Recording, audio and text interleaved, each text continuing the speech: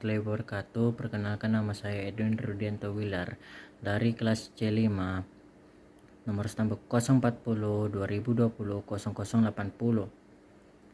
Mata kuliah Kriminologi dan Viktimologi. Tindak lanjut saya sebagai mahasiswa, saya akan menjawab pertanyaan dari Bapak Dr. Hardianto Dejanggi, SHMH, dalam materi etiologi kriminal dan korban kejahatan. Adapun pertanyaan pertama, yaitu apakah yang dimaksud dengan etiologi dan apa fokus etiologi kriminal. Etiologi merupakan studi yang mempelajari tentang karena dan asal-muasal. Etiologi kriminal adalah ilmu yang menyelidiki atau yang membahas asal-usul atau sebab musabab kejahatan, kosa kejahatan.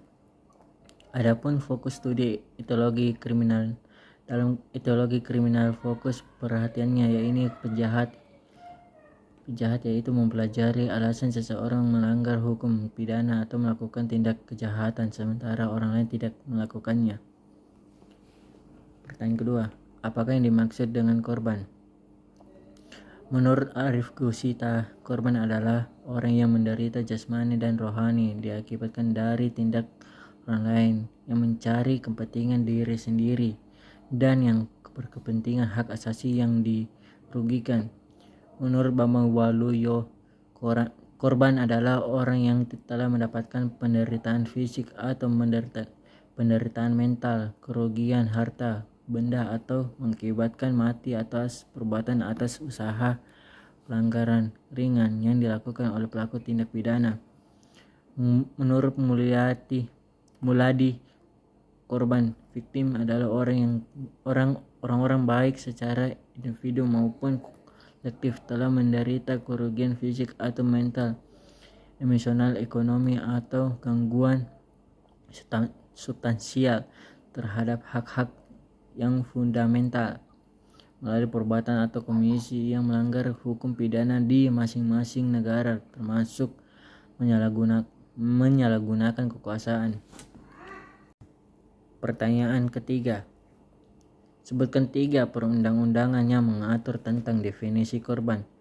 Menurut pasal 1 ayat 3 Undang-Undang Nomor 31 Tahun 2014 tentang perubahan atas Undang-Undang Nomor 13 Tahun 2006 tentang melindungi saksi dan korban, bahwa korban adalah orang yang mengalami penderitaan fisik, mental, dan atau kerugian ekonomi yang diakibatkan oleh suatu tindak pidana. Pasal 1 ayat 3 Undang-Undang Nomor 32 Tahun 2004 tentang penghapusan kekerasan dalam rumah tangga, bahwa korban adalah orang yang mengalami kekerasan atau ancaman kekerasan dalam rumah tangga.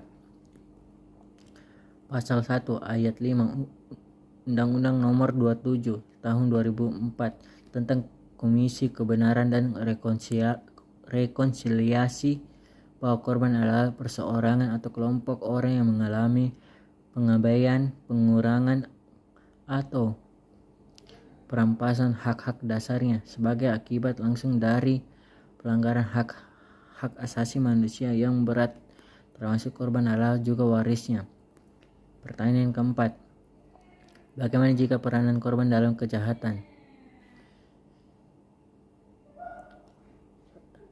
Peranan korban dalam kejahatan: 1. Terjadi tindak yang diawali oleh si korban itu sendiri yang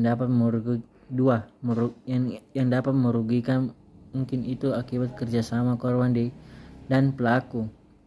3. Korban yang mengalami kerugian akibat kejahatan yang seharusnya tidak terjadi jika tidak ada provokasi korban. Itulah tadi jawaban yang dapat saya berikan. Lebih dan kurangnya mohon dimaafkan. Sekian dan terima kasih. Wassalamualaikum warahmatullahi wabarakatuh.